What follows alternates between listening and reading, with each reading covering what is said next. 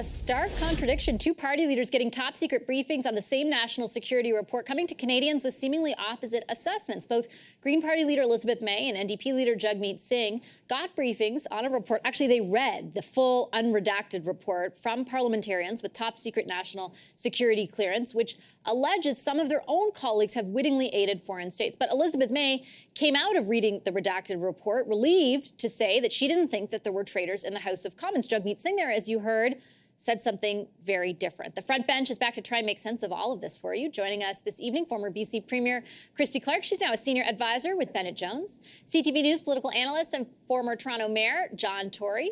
And CTV News political analyst and former NDP leader Tom Mulcair. They're both here as well. Hi, everybody. Good to see you. Hi, Tom, we had spoken right after Elizabeth May initially came out with her sense that she was, completely relieved. How are Canadians to make sense of hearing the exact opposite from the next leader who read the same report?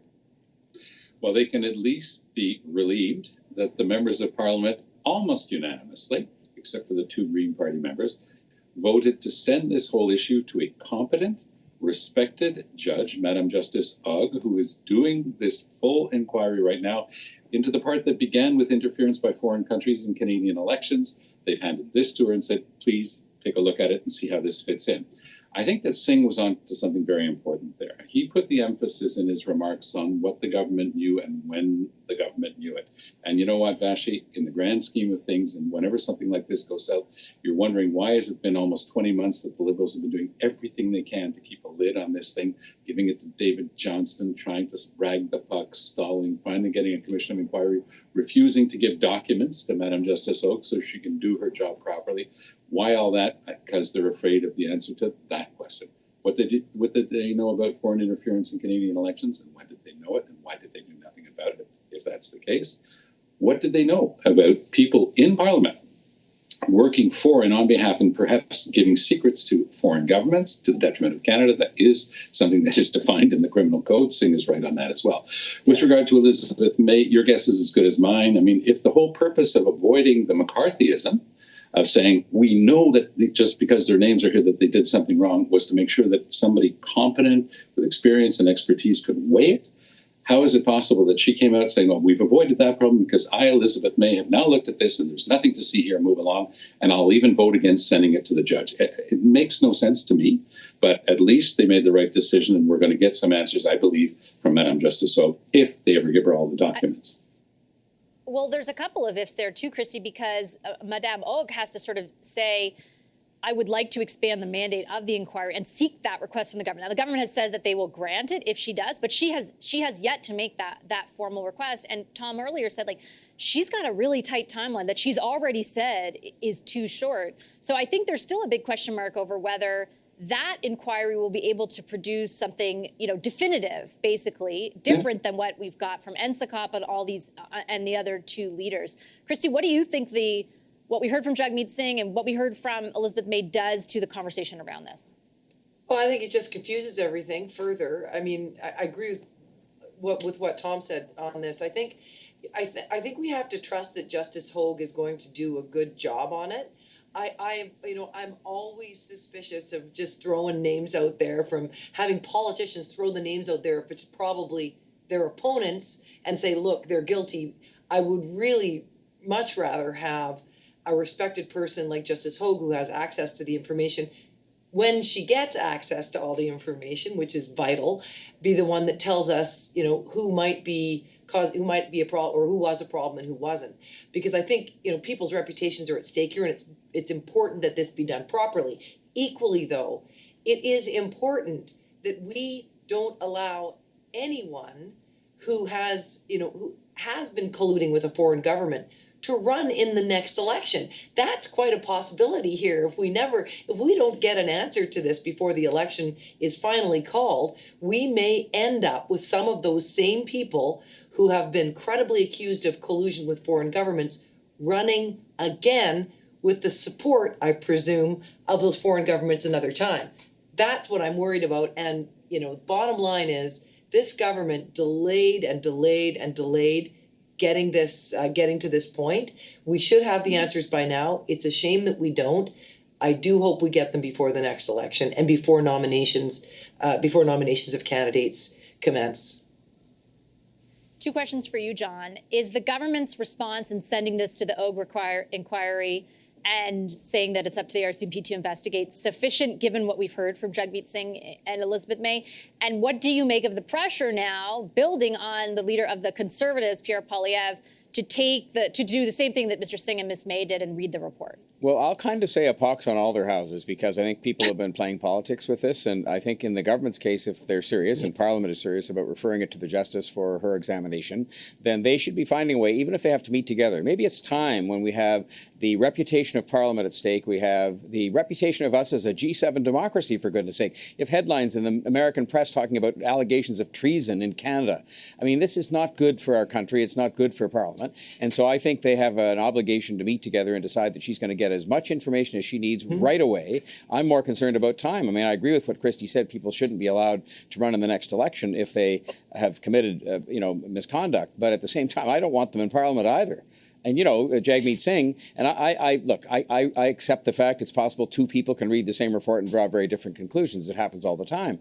But when he makes reference quite explicitly to criminal conduct, or conduct he believes to be criminal, he's a lawyer, then I worry about that too. So I just think that it's time for some adult behavior on the part of the party leaders. They're all playing politics with it. And Mr. Poilievre should read the report. He should read the report. I mean, there is absolutely no reason I can possibly think of why he shouldn't do what the others have done and read the report. Tom, you were saying earlier today to my colleague Marcia that you wouldn't read the report, and so you understand that he's not. Why? No, as leader of the official opposition, I would have never put myself in that sort of bind. I would have never constrained myself in any way, shape, or form. And all you have to do to understand why it would have been more difficult for Pierre Poilievre, you have Elizabeth May there talking constantly about the fact that she had top secret clearance. Mr. Singh a little bit more prudent in what he let out, but he let out a lot. And you're not supposed to talk about this at all. Take an example. We had, Mr. Harper's government on the ropes over a Senate scandal. Just imagine if the Conservatives had called me and said, look, we'll show you all the receipts and everything in the Senate file, but then you're not going to be allowed to talk about it. I think my answer would have been, thanks, but no thanks. I think Poilievre is doing the exact right thing. He is part of the institution. He is the leader of His Majesty's loyal opposition. He has a specific role to hold the government to account, and he does it on a daily basis, probably more enthusiastically than the Liberals like, but he's doing his job, and I think it would be a big mistake for him in any way to constrain himself, to rope himself in, to put any limits on what he's allowed to do. There are those who are saying, it's probably because there are Conservatives who are on that list, or mentioned in the report. You know what? That might well be right, but I don't think that that's his primary motivation. I think he's doing it so that he can continue to do his job as leader of the official opposition. But might there kind of the converse be true as well, Christy? If there are Conservatives named, shouldn't he want to know so that he can take some action in his own party? I think that's what the other opposition parties are saying. Yeah, I mean, look, Tom is right. There's no political percentage in him getting out there and not being able to comment on it. But on the other hand, it may be true that there could be members of his caucus. But I think that all of the parties have probably done some forensic accounting around this. And if there are people that they suspect of having been involved with this, they know who they are already. So, I would presume that the political leaders are going to take, if there's none of this becomes public before the next election, political leaders are going to make sure that the people that they suspect have been involved in this will not be running again if they're doing their job, because none of them want this information to come out after the next election when they've confirmed people who have betrayed our country as candidates for their party. So I know a lot of that sounds sort of like you're putting the the fox in charge of the hen house, but I think the realistic expectation is they probably all suspect, if there are people in their caucus who've done this, exactly who they are. And I think they're going to police themselves accordingly. But Tom's right. There's no political percentage in Poilievre going and reading this thing. Why are we talking about political percentage here? Why are we talking about political percentage here when the reputation of the country and of Parliament and of our democratic system is at stake? I mean, I understand what Tom is saying, But at the same time, I mean, somebody said yesterday, I think it was a Liberal, didn't matter who said it, that the entire Parliament is under suspicion. So if people don't read the report, and I understand why that would put them in a bit of a box if they did read it, then I guess that means a whole bunch of people are under suspicion. And notwithstanding what Christy said is probably true, that there's been some forensic examination done of all this, it still means far more people are under suspicion, and all the members of Parliament sit there kind of looking at each other. And this is not a satisfactory situation. I don't know how we can possibly accept it, nor can we accept even referring it to the Justice and thinking maybe 9 or 12 months from now she'll give us an answer on this, because she may not even have an answer. I mean, maybe there needs to be a police investigation or a security agency investigation. But to me, just to sort of, say nothing to see here or whatever, or that we can't afford as a matter of political percentages to really get at this and have everybody sit down and talk about it as adults, I think there's far more at stake than that.